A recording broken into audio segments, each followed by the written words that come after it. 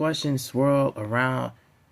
Arab forces' name in Netanyahu's Gaza's plan, but if Israel manages to somehow execute its plan, we will not change anything in the approach of Hamas, a former Israeli general told NBC News.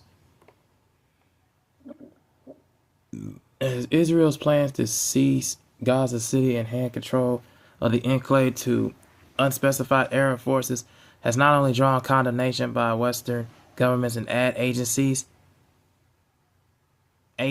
but some former officials said experts inside Israel said that it would be unworkable. And Prime Minister Benjamin Netanyahu and his security cabinet voted early Friday for a plan to capture the city in the north of the enclave, one of the few places inside of the strip that the Israeli military does not control, while disturbing aid to civilians outside combat zones.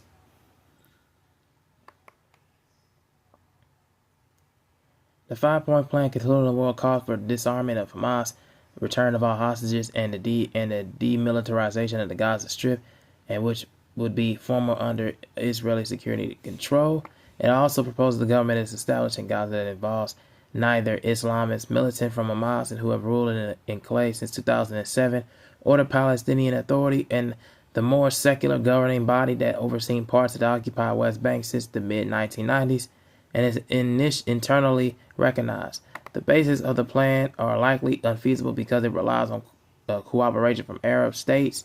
and that have explicitly said that they will not do so under these terms. According to Giora Elin, a retired Israeli major general and former head of the country's National Security Council, I don't know whether Netanyahu has any real basis to what he said, whether he has any communication with other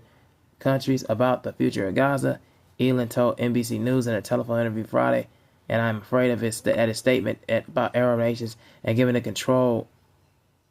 of Gaza has no real reliable basis behind it. And Arab states such as Egypt and Jordan have clearly indicated time and again the precondition of their involvement that would be that Palestinian Authority becomes a leading actor in Gaza's future governance, since Nimrod Goren, president of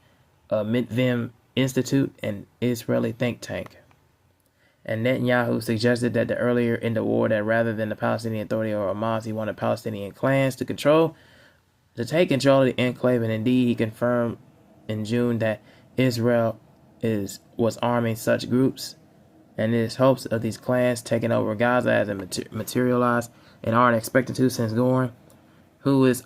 also an executive board member of Diplomats or the Council of Mediterranean Diplomacy,